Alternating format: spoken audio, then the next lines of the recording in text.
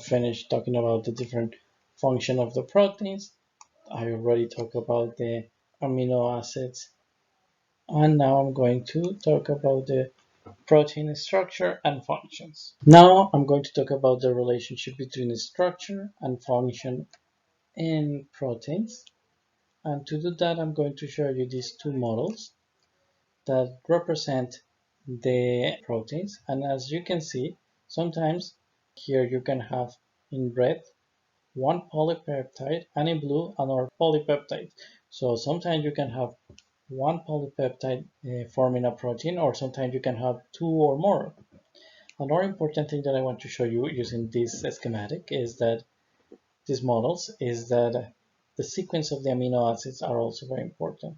So you can have an amino acid 1 united to an amino acid 2 and continue like that. But if you have an amino acid 2 and then an amino acid 1, and you can continue repeating this forever, these two proteins will be different. So the sequence of the amino acids are very important to determine their shape. And is important to remember. Finally, if you see here, the amino acids, here I have been talking about a sequence, but what you see here is a folded structure. Yeah, so the amino acids have to fold, coil, and twist in different ways to produce this three-dimensional shape. So to summarize, I told you that a protein consists of one or more polypeptides, and I told you that, for example, in this schematic, you can see some of them in red and some of them in blue. So, and they form only one protein. I told you that they twist and fold or coil. And finally, this combination between the sequence and the coil and twist will produce a unique shape. And just to remind you that the sequence of amino acids play an important role in determining the three-dimensional structure of the proteins. In the following slides, I'm going to talk about the different levels of the protein structure. And the first, in the primary structure, we are mainly talking about the sequence of amino acids. That is fundamental. So if you have glycine, proline, tryptophan, etc., it will be different than if you remove this one, because this will create a different sequence and the protein is going to most likely fall in a different way. So the primary structure of the protein, is the unique sequence of amino acids. The second thing that I want to tell you is about the secondary structure. And in the secondary structure, you have two examples, two types. Alpha helix, that is mainly coils, and the beta pleated structure, that is mainly folds of the amino acid sequence. So the secondary structure are found in most proteins and consist of coil and foil of the polypeptide chain. Continue, I'm going to show you the tertiary and the quaternary structure. And here you can see the polypeptide, and you can see that in between the polypeptide, it falls because there is an interaction between side groups. So this allows to give a specific shape to the protein.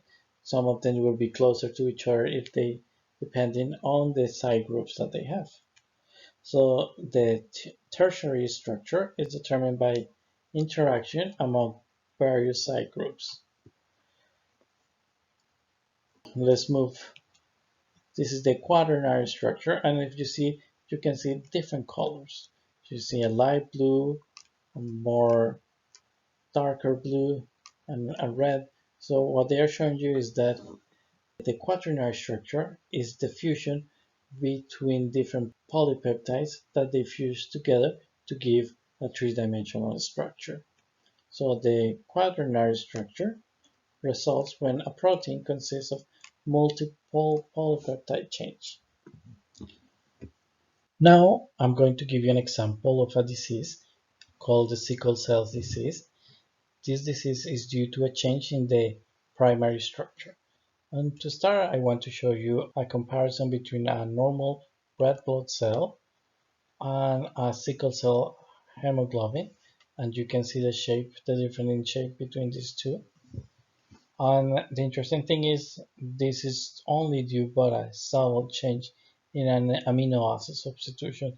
So a change in the primary structure can lead to a different folding of the proteins, and this will allow in the change in the second in the different levels of the structure of the protein, leading to an atypical shape.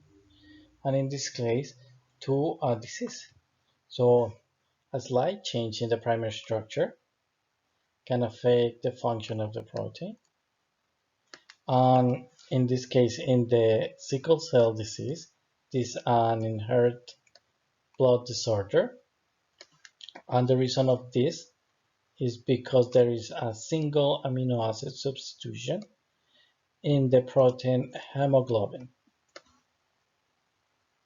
Now, I would like to show you how the normal hemoglobin in the primary structure behave, and later I can show you what happened when you slightly change the hemoglobin and in the different levels of the structure of the protein. So in the secondary structure, you will have this beta subunit, and later when you have the quaternary structure, this is the structure of a normal hemoglobin, you have your beta subunit, and here they will be interacting with a alpha subunit. So as I said, in the primary structure you only have the sequence. In the secondary structure you are going to have this alpha and beta, the coils and the bends in the protein structure, and in the tertiary structure you have the R group interacting between each other, and in the quaternary structure you will have these different polypeptides interacting between each other. And as a result of that, the function, you find that these molecules, all these proteins, they don't associate with each other, and each one of these carry oxygen. So they are completely separated, and the phenotype of the red blood shape will look like this one. Now let me show you what happened with the sickle cell hemoglobin. So there is a small change in the amino acid. Well, before in the 6 amino acid, you have this glutamate. Now you have valine. That is a slight change. All the rest look very similar. And in many cases, this will not cause any change. However, in this particular case, it will produce a dramatic change. So here, the beta subunit will have an exposed hydrophobic region. So this will create a small shape. And when in the quaternary structure, you will get a different shape. And if you see this different shape can allow the cells, instead of being separated, they will allow them to attach to each other. So while in the normal, they're all separated, here the molecule will crystallize into a fiber. And these reduce the capacity to carry oxygen. And as a result, you're going to also have this very atypical shape. So this is a beautiful example that shows that one change in an amino acid can produce a change on the other hierarchical levels of the protein structure and can influence the shape. As I said before, it not always happens like this, but this is a beautiful example that we have understand in a lot of detail